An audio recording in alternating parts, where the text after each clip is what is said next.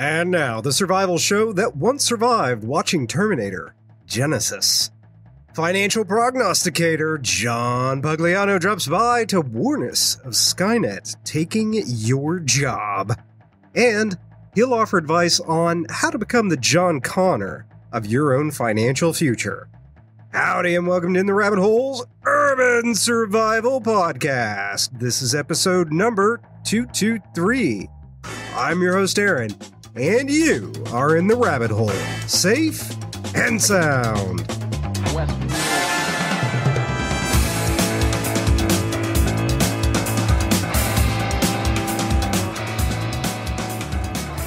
John, welcome to In the Rabbit Hole.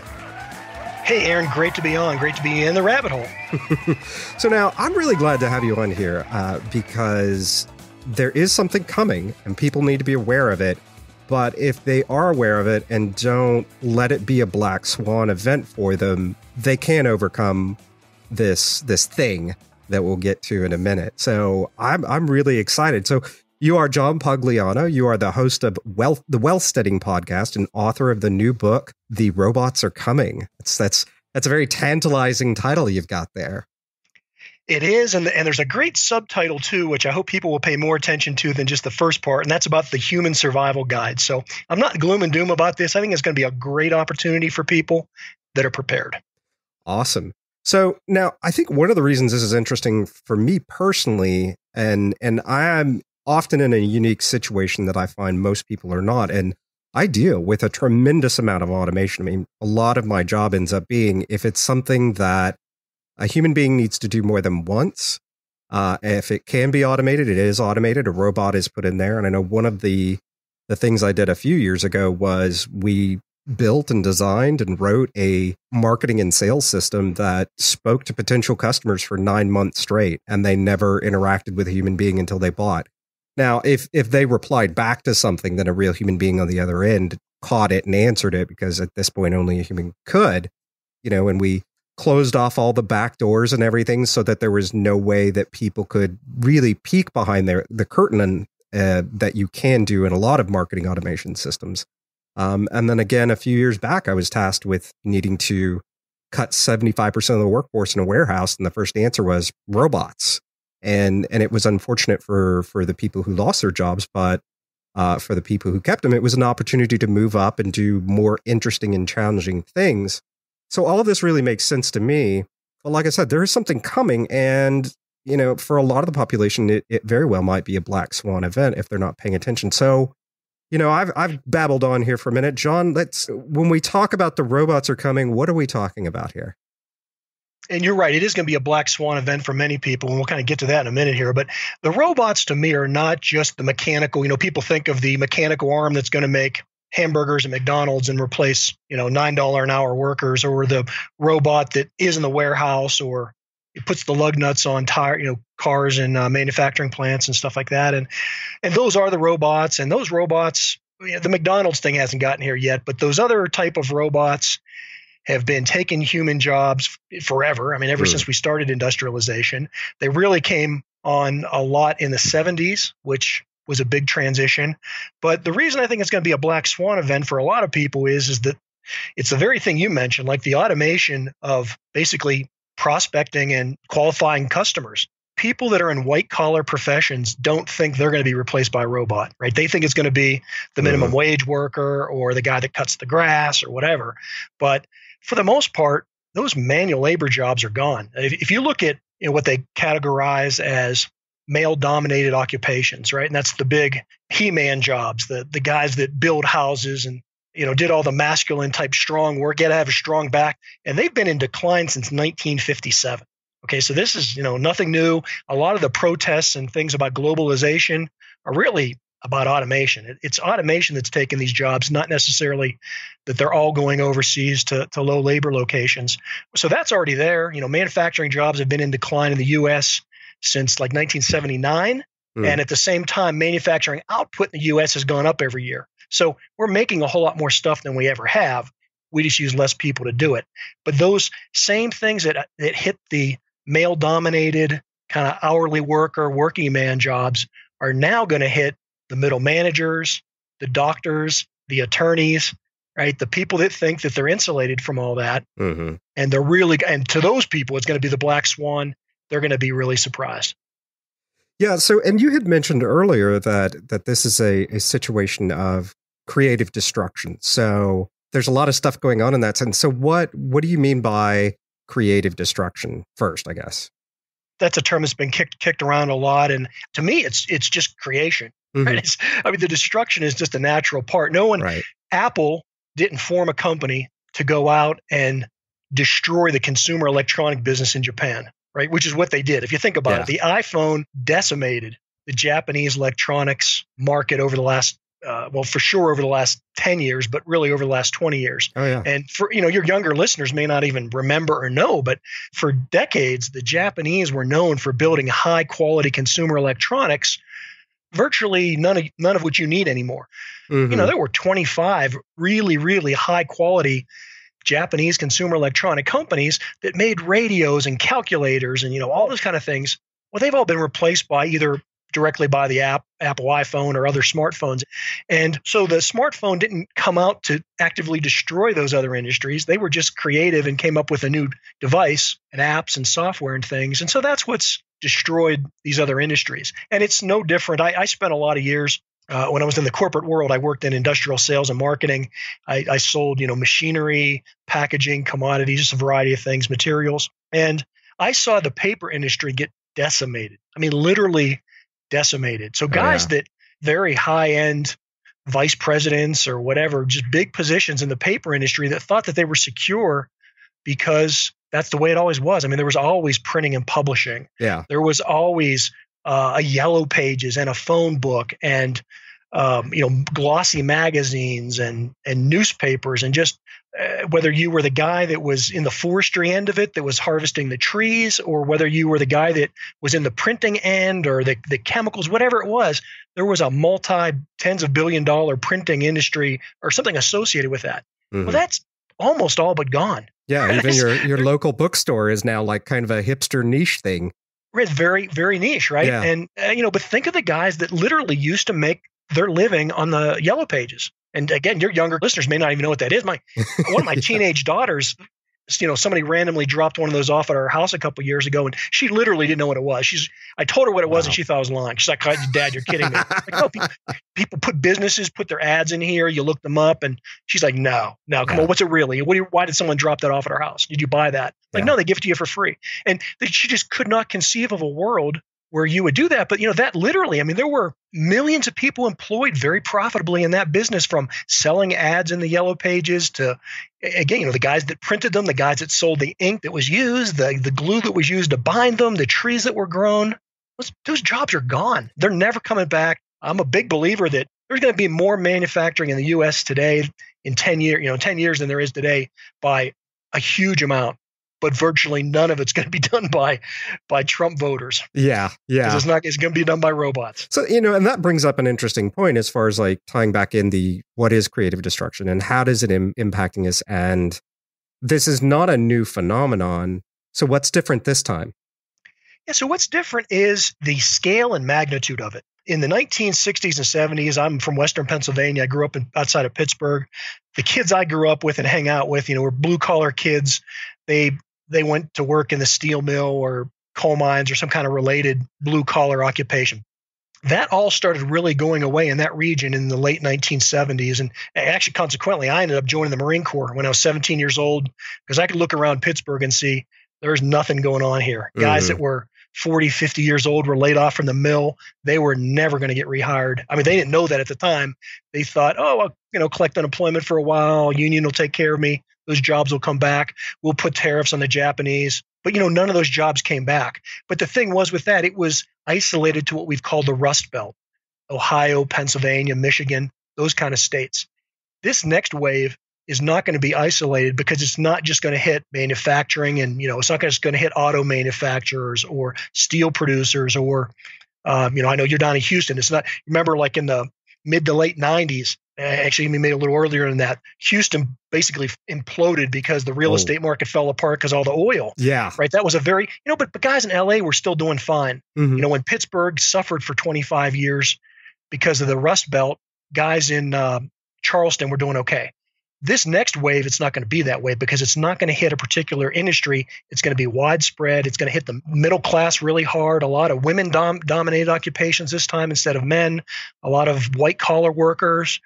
Again, medical professions, dentists, lawyers, these people that think they're isolated from it, I think are going to get a real surprise.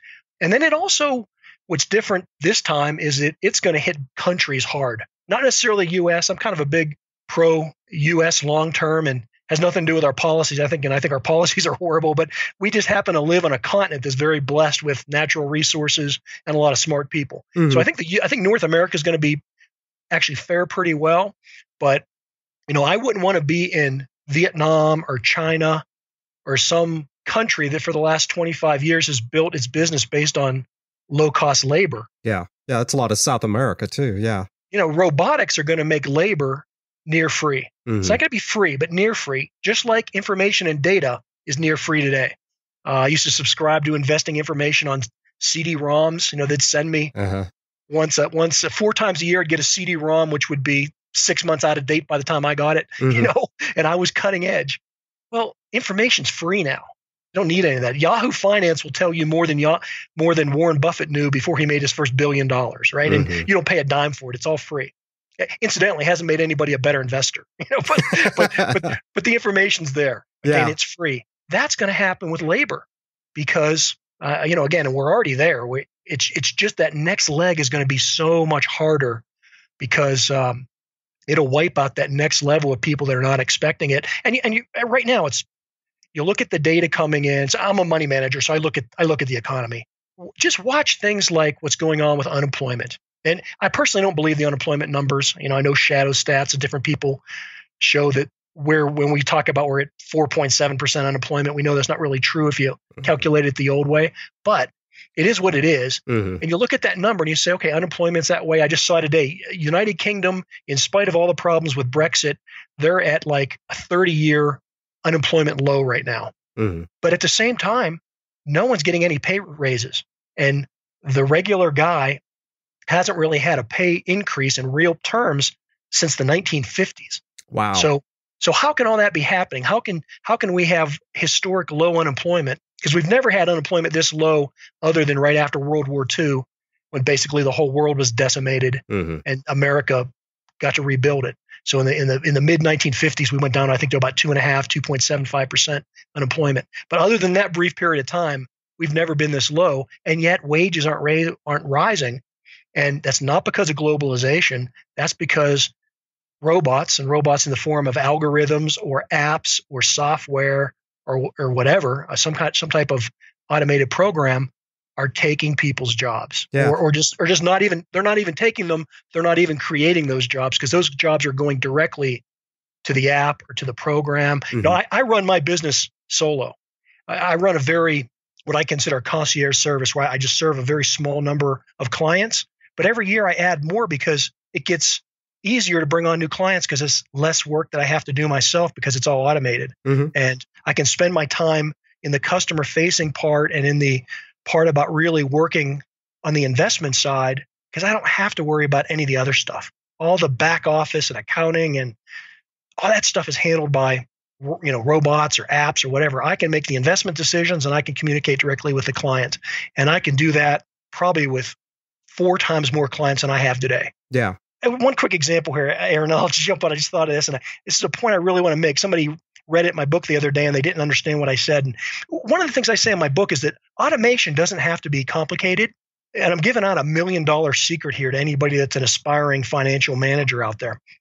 One of my greatest secret weapons is the fact that my websites are totally dull and boring, kind of innocuous, and something that the average person would not even look at. Mm. It's kind of like the Drudge Report. Have you ever seen the Drudge Report? Yeah.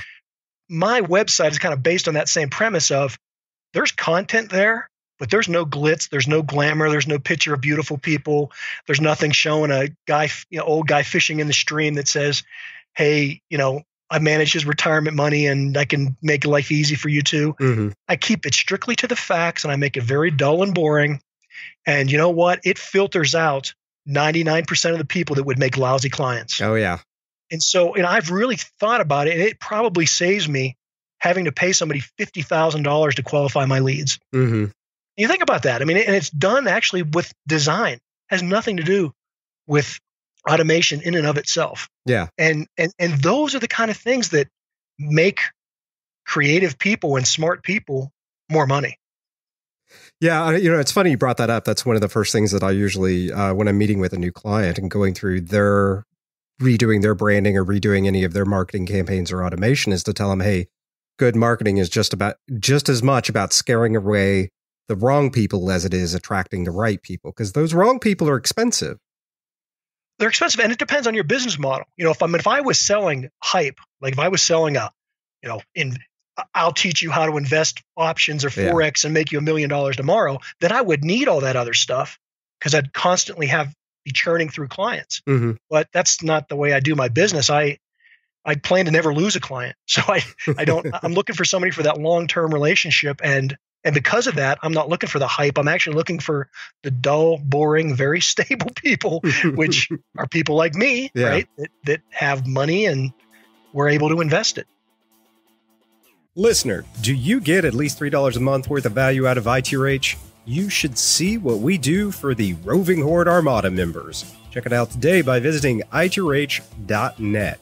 Members get access to episodes a day early, access to monthly virtual and in-person meetups in some areas, an invitation to the secret ITRH Armada Facebook group so you can chat about survival all day long with like-minded people. Access to every episode ever produced by ITRH. That's right, all the way back to the beginning, including one that was never aired. And those are just a few things you get with your membership when you sign up and become part of the ITRH Roving Horde by going to itrh.net. Again, that's itrh.net. And I think... that's a great point. I think we've been throwing around a lot as far as, and we even touched on it a moment ago, as far as like we were, kind of alluding to that the robots are taking over. And you mentioned a moment ago, but I guess to really clarify what we're talking about when we say robots here and automations and apps and things like that. Can you go into that a little bit more so that it's a little more clear for people? Sure. So if you're a law student that went to an expensive university like George Washington or something, or one of these, really expensive law schools, and you came out as a first-year law student, you would get hired in kind of a mundane job at a law practice where you would do a lot of case studies and look up precedents and do stuff like that. You'd work for horrible hours and prove that you were a hard worker. Mm-hmm. And then you'd get to move up and handle cases. And eventually, as you worked into the system, you'd get to be a partner at the law firm someday. And they needed those young men and women coming out of law school because it was all that grunt work that, the big attorneys didn't want to do that themselves, that kind of work themselves. Well, today, if you're a young guy or gal coming out of law school, you probably are unemployed because they don't need you to do that grunt work anymore. It's all being done with apps, that go out and search the legal documents. I mean, it's basically a glorified Google search system that a law firm can use to get all that background information that they used to have, very smart people to do. Mm-hmm. They don't need that anymore. Same thing with medicine, and it's not happening as quickly in medicine because medicine's much more regulated, and there's a lot of government money and requirements and things in medicine, and the AMA is obviously a really big union that's going to keep things out. But you don't need to go to the doctor and find out if your kid has strep throat. You could get a device that you plug into your smartphone and have your kid spit in it, and it would tell you whether or not they have strep throat. Mm-hmm. Now, that's not on the market yet because it doesn't have all the FDA approval and all that stuff, but it's there. Yeah. There are devices that are on the market where you can basically put a little camera in your kid's ear through your smartphone and send the pictures of the video to your doctor, and the pediatrician can determine whether your kid has an ear infection without having to bring them to the office. So look at those kind of things that down the road, you're going to have either an implant or some Fitbit around your wrist or something that's going to be monitoring your heart. And so when you think you're having indigestion, you don't know whether you're having indigestion or having a heart attack, you're not going to have to go to the emergency room and spend $7,000 to find out it was indigestion, because your smartphone's going to tell you, no, it's fine. You just got indigestion. You're not having arrhythmia or something. Yeah. Those are the things that are going to really, really impact white collar jobs and middle managers. And I'm sure a lot of people who listen to your show are either directly middle managers or somehow associated with that in corporate America.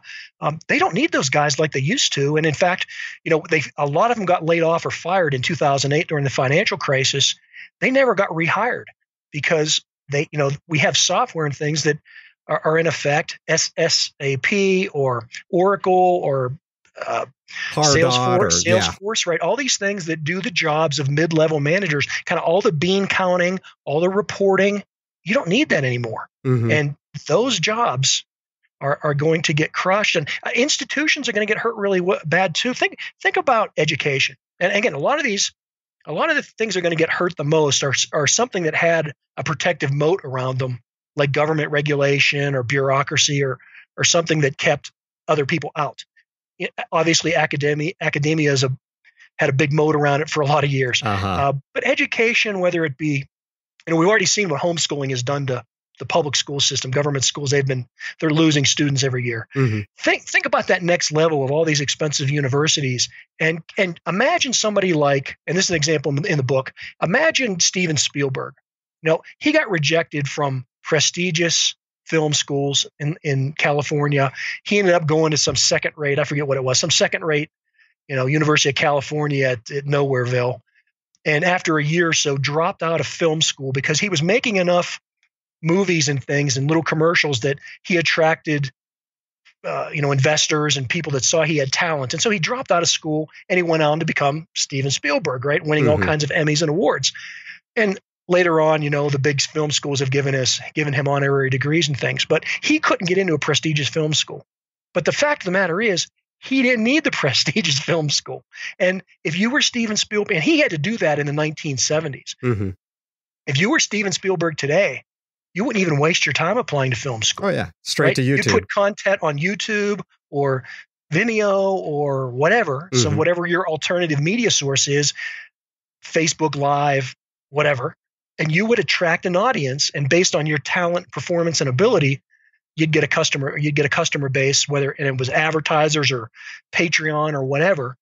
That's how you'd make your money. And so why do we need those institutions? I don't think we do. And I think it's not going to happen tomorrow, but over the next 5, 10, 20 years, you're going to see a lot of these institutions are going to be in trouble. Yeah. Yeah. I mean, it's pretty amazing, especially with things like YouTube and the ability to reach and even like the universities have been trying to save themselves a little bit. I mean, I just sat in on a lecture at Harvard the other day, and it was just like, wow, I don't even have to put on pants to attend this lecture. What I'm trying to do is get people to think, because I state at the beginning of the book, listen, I'm not a futurist. I don't have a crystal ball. I don't know what's going to happen exactly in the future, but I can look at the past enough, and I can look at coming trends and say there's going to be potentially some issues. And so you need to know how to think rather than know exactly what to do, because I can't give you a specific playbook for Aaron because you're different than Fred, Right. But what I can teach you to do is try and get you to think. And so there's 4 sections of the book, and each are broken up with a different thought. The first part is think like a human, not like a machine. And that's because we're never going to be as good as a machine. The robot is always going to be faster, at the repetitive, predictable jobs that, and again, whether it's researching law things or whether it's putting lug nuts on a tire, the machine is always going to be better than a human at that. Mm-hmm. So you got to think like a human, not a machine. And that thinking like a human is all about creativity, and there will be mimicry. So a lot of the people that quote think they're creative today are really not creative. They're just mimicking, right? Uh-huh. I mean, all the pop artists, the people that supposedly sing, and right, it's all mixed music. It's not real. Mm-hmm. They didn't write those songs. They're subsidized by Pepsi or something, and they put product placements in their songs, right, and their ads. And Disney's not making movies because they're quality. They're making movies because they want to sell action figures. And but the real creative people, which Leonardo da Vinci, Louis Armstrong, right? Those people, they are always going to excel. And when everybody else is out of business because you can do something with a CNC lathe or a 3D printer, the Leonardo da Vinci guy is going to be able to do more with a 3D printer than anybody else. Yeah. Right? And he doesn't have to go work for Ford Motor Company or General Electric or one of these big old highly intensive capital companies like he used to. because he can, for a very small amount of money, buy those systems and run them out of his own garage. Just like, Aaron doesn't have to go work for a media company, a TV station, or NPR or something like that, because you can have your own podcast because it's based on you and your creativity. It's not based on all those gatekeepers that used to be there before. Yeah, exactly. Yeah, and I get to do it whenever I want to, as long as I get it out the door on time. And it's, I've got kind of an expensive setup, but it is amazing. I mean, somebody with talent and somebody with creativity and somebody who understands content and human emotion, for less than $200 a year, somebody could put out an amazing show. And they don't need to be part of NPR, like you were saying, or any of these other outfits. So, yeah. And eventually the real talent at those other places will do the same thing. Yeah. And which, again, you can question whether there's any talent there anymore anyways. But Walter Cronkite does not need CBS or whoever he was with, right? Right. If Walter Cronkite is out there today, he can do it with his own podcast, YouTube channel, newsletter, whatever it is, because information is free and it's his creativity that people are ultimately buying. And again, there's many ways they can fund that. They can do it through direct advertising, by having sponsors for the show, or Patreon where people contribute, or, in my case, I don't have advertisers. I don't have Patreon. I do a podcast where I basically tell people how I make money.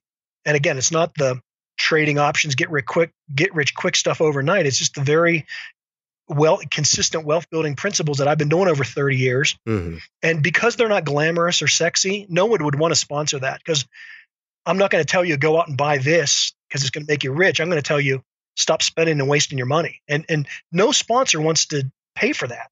So I don't have any sponsors, and I don't have any Patreon, because I really think, my situation, if I'm telling you I'm financially independent, how well off I am, why should I want you to give me money? Right? I should be making enough money on my own that I don't need that. So it's sort of like I'm doing it as a public service, but at the same time, it's a part of my business model.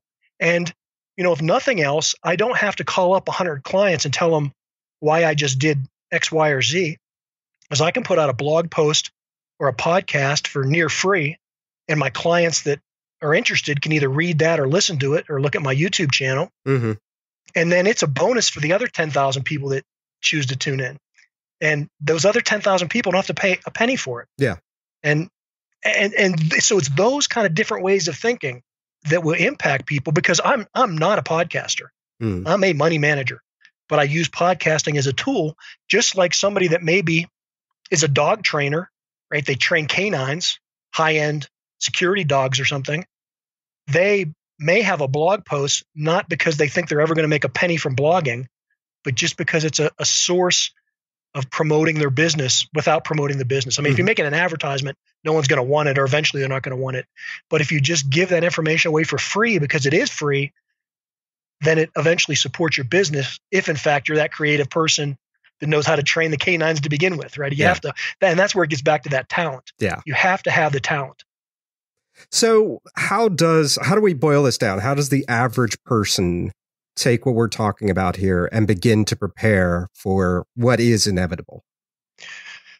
Yes. And we could do a lot of episodes on this. There's things about, hey, maybe you want to be an entrepreneur. Well, you need to start thinking about what kind of market are you going to have? What are you going to sell? How many clients are you going to have? How much, what kind of revenue are you going to generate? And because I don't know specifically what Aaron's business model is, right, or George's business model, it's going to be general, but there are these little things in there to get you to think about it, to say, okay, you want to be they want to make leather products, or they want to, and a lot of people want to get back to nature. They want to farm or grow vegetables or something. Well, that's great to have the idea, but you need to really sit down and work through some of these to say, is there a market for that? Does anybody want it? If they do, what are they willing to pay for it? And the amount they're willing to pay for it, can I make a profit from that? Can I live off of that? Because this sharing economy isn't going to be a big kumbaya, commune, because they don't work. Right? It's going to be about profit. And so these examples in the book and these little things are things that you need to take in your own life and say, how can I quit working for the man? Because I know eventually the man's going to fire me anyways. He's not going to keep me around. How can I take what I know and buy the minimum amount of equipment, whether it's computers or 3D printers or whatever it is you need to do? How can I put that into a business model so that I can prosper in the future? Because I really, and again, one of the other four sections of the book, one of them is on entrepreneurship. Mm-hmm. And so I love entrepreneurs. I love the guy that owns the business, whether it's the local mechanic or the dentist, the lawyer, whoever, the guy that is the owner. I love dealing with those kind of people. Mm-hmm. And so I'm big on entrepreneurship. I think everybody that wants to be should be an entrepreneur. And the beautiful part about automation is that while it's going to take a lot of mediocre people's jobs, those people that do have talent, the people that are prepared, the people that do have foresight, they're going to be able to use that same automation and free themselves from the plantation of corporate America, because the barriers to entry have never been lower. If you know how to engineer things, or you can code, or you can bake cookies, or you can make quilts, or whatever it is you can do, you don't need that corporate structure to get you in front of your clients anymore, your customers. And so that's really the key, is figuring out what you love to do, what kind of market there is for it, and go make it happen. And it could be mundane. You can, if you want to work with animals, I use this example, and some people kind of roll their eyes, but it is literally that simple. And I can tell people this because, again, I'm a money manager. I have clients. Me and my clients are the millionaire next door kind of guys, right? They're the salt of the earth people that they may be a doctor or a lawyer, but they're as likely to make shutters or clean windows or have a irrigation business, a company that fixes sprinklers, right? I mean, you don't have to be Warren Buffett to be a millionaire in America. You really don't. It's amazing what some people have made. Tremendous. I mean, very simple things like you were just lawn care. I knew somebody that was very wealthy off of a lawn care business, and they still got out and mowed lawns with everybody else. It was absolutely. Yeah. And those are the happy guys, because they're not doing what they have to do. They're doing what they want to do. So a quick example, if you want to be a veterinarian, you can go to vet school for 4-6 years, whatever it is. You can come out of school with $100,000+ in debt. You can have to go work for a vet or come up with a whole bunch of money to buy your own office and figure out how to get clients and all. You can do all that, and you'll probably be broke until you're 50, right? Mm-hmm. Or if you want to work with animals, you can go out and find a niche job in that, right? If you there's a guy here, and I live in Utah. There's a guy here in Utah that makes a nice living training horses. He doesn't have a degree. I think he just has a high school diploma. I don't think he has any degree at all. But he's a good horse trainer, world renowned. So people come to him to train their horses. You can be. I literally know, just working guys that are making 6-figure income. Or they're either making a 6-figure income or they're living a 6-figure lifestyle. And I say that because, yeah, I know what you mean. You know what I mean? Yeah. Right. They have a lifestyle business, so maybe they're only making $40,000. But right, they have the lifestyles. If they were an executive making 150, because their business is their life, and a lot of things that are business expenses become. Or a lot of things that maybe would be personal expenses become business expenses because they are business expenses. But you could be that guy, and you can be as mundane as a animal control, because they're providing a service. They're outdoors. They're working with animals. They're working with people. They're in that quote outdoors, and they're making a whole lot more money than like a forest ranger would make. Yeah, because they have their own business, and that's the key. Where do you see? And this is kind of a quick turn, I guess, in the conversation, but and it's making me think of all these things in the entrepreneurship and everything else in the exchange of money, and that starts making me think of the rise of cryptocurrency. Where does cryptocurrency like Bitcoin and Ether and Litecoin and Dash and all these other things, where does that come in for you and your outlook on things? Yeah, I don't own any Bitcoin. I have no plans of buying Bitcoin. That's not because I don't think Bitcoin will work. It's just it's not what I do. But some of those things that used to be really important in the past, that particularly kept up with inflation, may not work in the future. And I'm talking about things like reliable things like real estate, like precious metals. Mm-hmm. And I'll tell you, when I first started writing this book a while ago, but it's obviously just got published now. But when I first started telling people that gold may be losing its luster, and I've been writing blog posts for probably 4 years now saying I would not all be surprised to see gold hit $900 or less an ounce.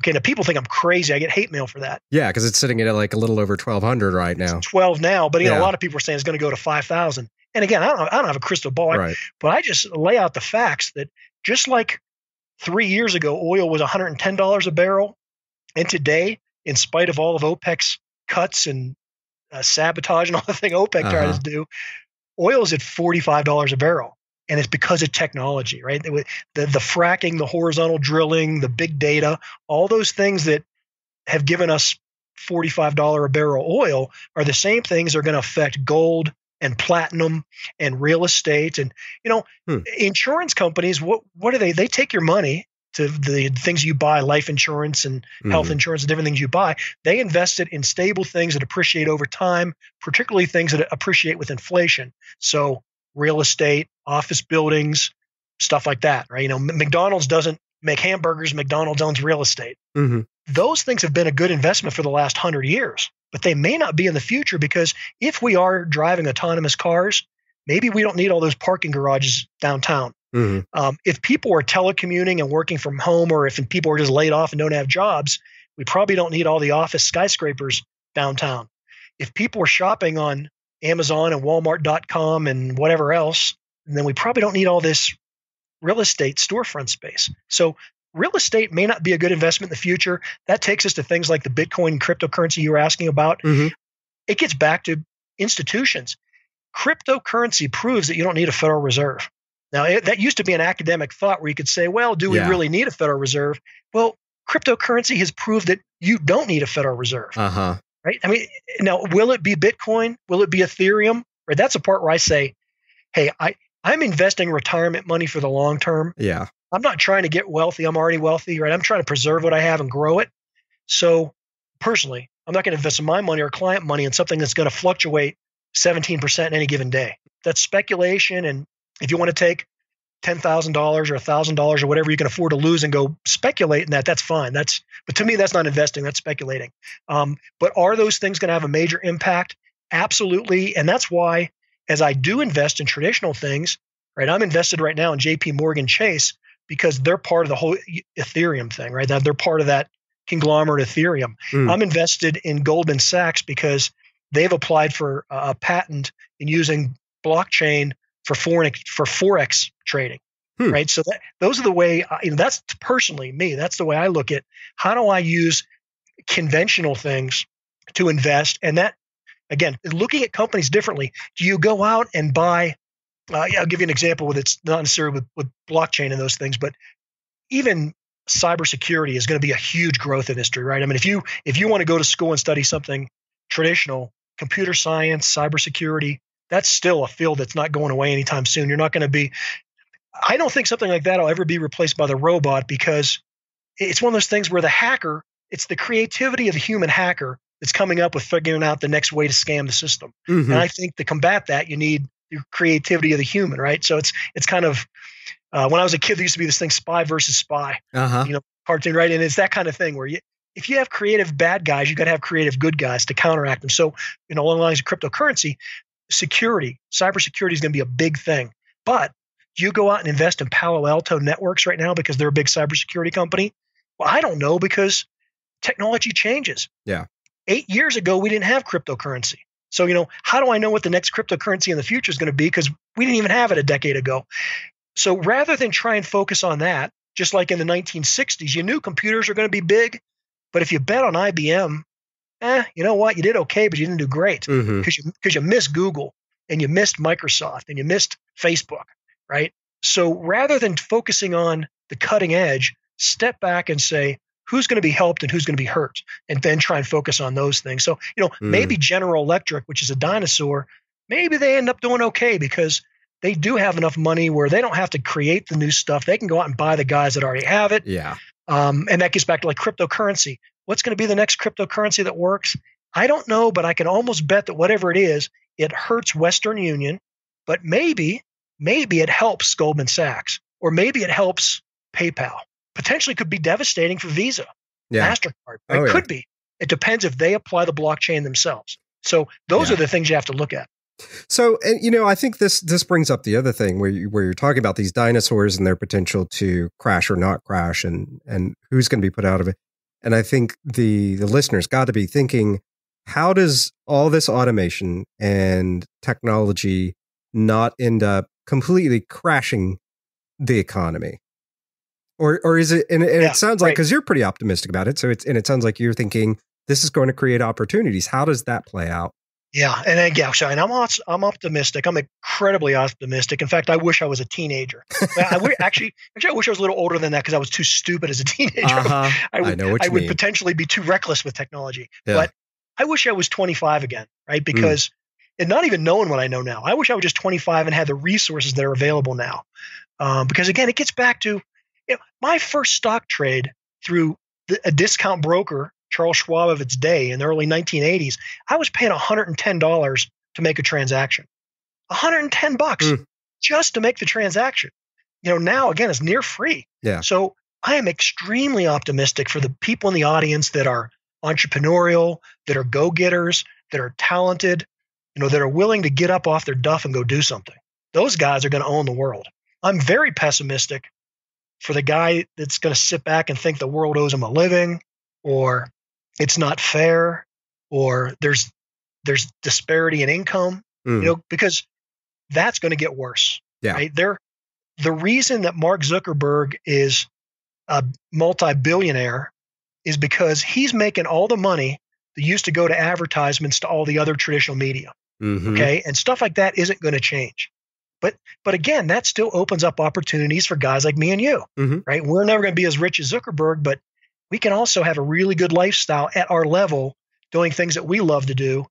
And so that's why, I have the optimism, but it all depends on how fast it gets adopted. And again, that's why the book is written to teach people how to think, or to help them think, and not what to think. Because I don't know if 80% of jobs are going to be gone in 5 years or 10% of jobs are going to be gone in 5 years. But I know that there are going to be less jobs than there is today, because we just don't need as many people. And, people say, well, that's Luddite thinking. Back in the early 1900s, people thought or in 19th century, the Luddites protested and rioted and burned down the factories and because they didn't want the mills taking their jobs from weaving. And ultimately, people got more jobs from technology, but did it stop the Luddites from losing work and protesting and burning down factories? It didn't, right? And that's the same thing is going to happen today. When people lose their jobs, they're going to be angry.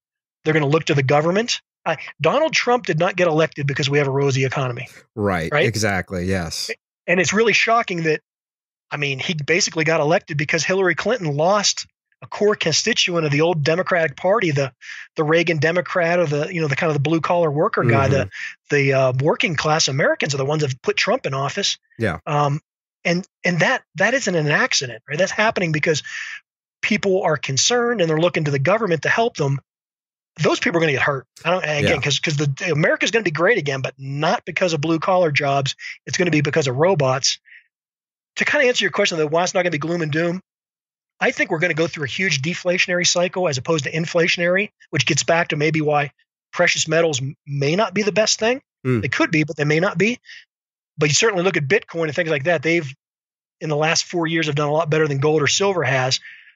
What if there isn't hyperinflation? What if, just as technology has lowered the cost of computers and smartphones and everything else, what if it starts lowering the cost of healthcare and education and all these government services that maybe are posed on us that we don't need? What if technology can help in those areas? That brings down the cost of everything, cost of food. Again, like I say, if you want to know if your kid has strep throat, you don't have to go to a doctor. You potentially could use an app on your smartphone. Yes, your kid confirms has strep throat. An order is placed.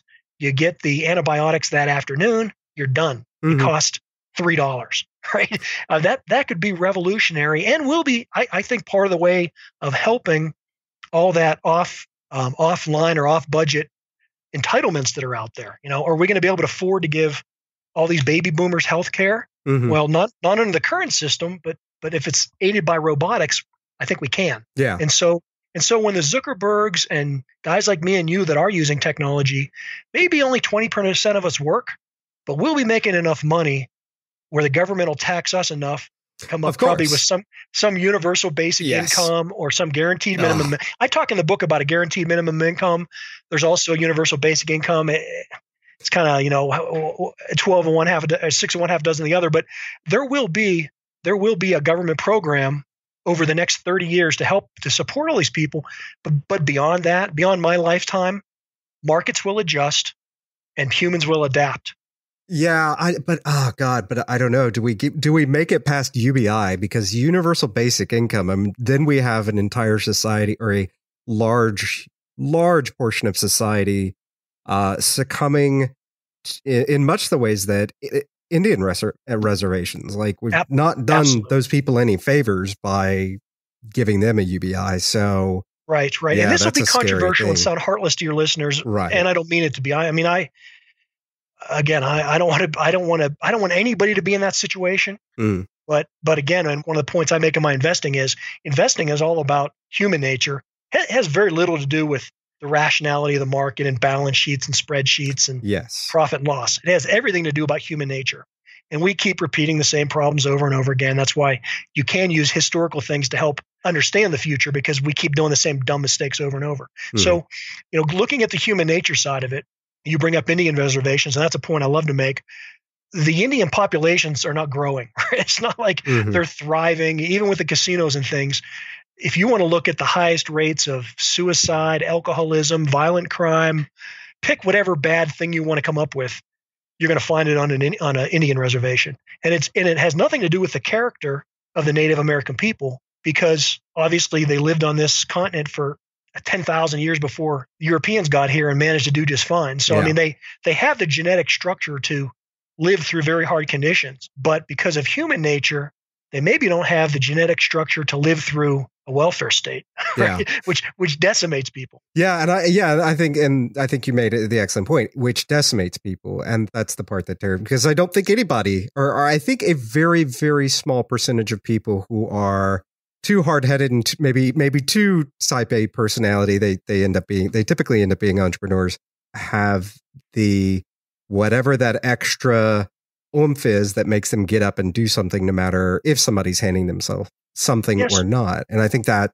part terrifies me about the coming part. Future. And again, I think that'll be very bad, and that could be bad for 50, 80% of the population. I don't know. It'll in the U.S., again, and not just the United States, North America, we have the resources of natural resources, things like natural gas, inexpensive oil, and then even the technologies, the renewable technologies, or even fission, fusion, what comes in the future with nuclear energy.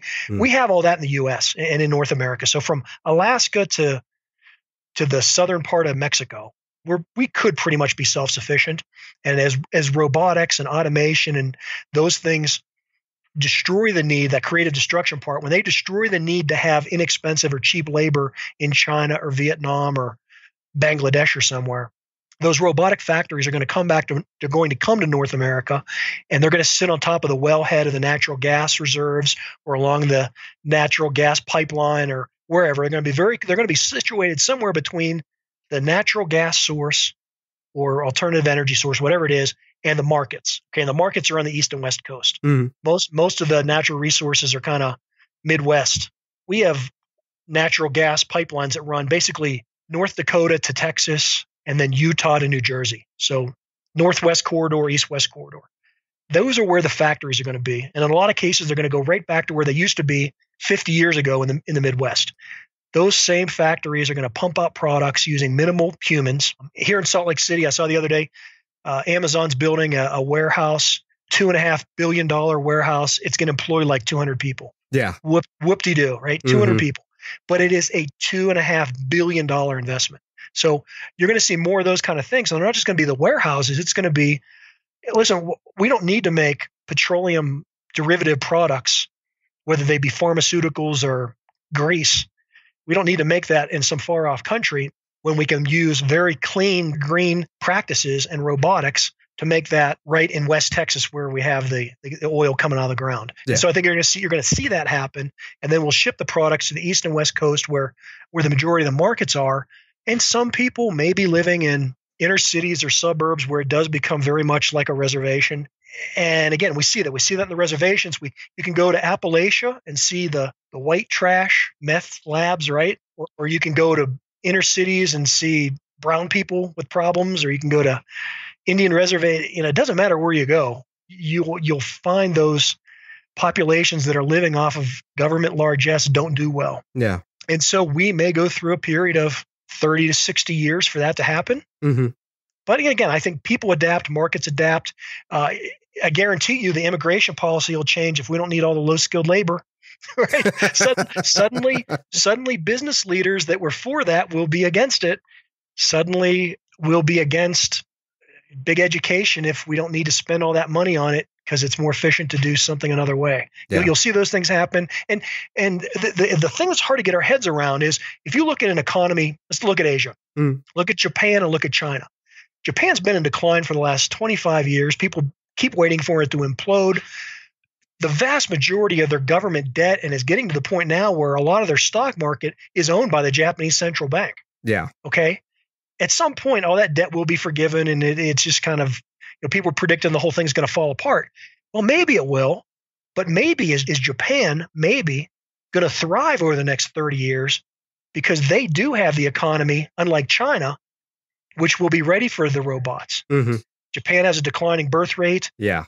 Japan is very monolithic society, very, they don't have the immigrants. They don't have all the diversity that other places have. They're a little island nation that lacks natural resources. Yeah. But they have a lot of human knowledge.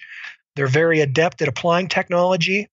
And if they can get cheap energy from either renewables or even import it from the U.S., which natural gas in the U.S. right now is $3 a million BTU. 7 years ago, it was $12. I mean, things are so cheap. America's, not only using energy, we're exporting energy. And so an island nation like Japan with a really smart declining population base, they may figure a way how to get out of the problems over the next 30 years, where at China, which over the previous 30 years has looked pretty well and looked like, their economy is going to take over the U.S. Well, maybe not. Yeah, they have a what if you don't need all those population? old factories and all that cheap labor? Mm-hmm. Interesting stuff. Well, John, the book is The Robots Are Coming. How do people get in touch with you? How do they consume all that is the wonderful goodness of John Pugliano? Yeah, as far as the book, it's everywhere from Amazon to Barnes & Noble, electronic format, paper copies, whatever, however you want to get it to your library.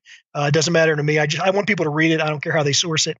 One thing that's really different about this book, I didn't do it from an academic standpoint. I didn't do it from a gloom and doom standpoint or a have all the answers standpoint. Mm-hmm. I did it as a survival guide, and I used the kind of training that I got in the military. I was active duty in the military for about 7 years. And they do a lot of program training, and it's you learn a skill, you learn about a skill, then you learn the skill, then you prove you're proficient at the skill, then you teach the skill. It's kind of how you learn how to tear apart a machine gun or run a tank or fly a jet or whatever you're going to do in the military. And so I sort of took that same approach, and there's I think 20 chapters in the book. Each one ends with a little what I call an action item. And incidentally, I've told my listeners, go out and even ask your local library to buy the book so people can get it for free. So check your library. It may be in the library, Amazon. It's in all those different places. But if your library doesn't have it, call up your library. There's probably 25 libraries at least in the country now that have it. Get it stocked in the library for free. Let people use it as a resource. And I do actually think it's better, although it's available in electronic and Kindle, because of these little exercises, I do think it's better to maybe have a paper copy so you can make it a little journal. But those little things are simple, right? They're not complicated. As far as me in particular, the Wealth Steading podcast, if you go to wealthsteading.com, that's my podcast. From there, you can figure out how to contact me. You can go over to my firm's website if you're interested in that. You can get to my blog. For people that may be curious, Wealth Steading is a takeoff of homesteading. So, my grandfather was a homesteader.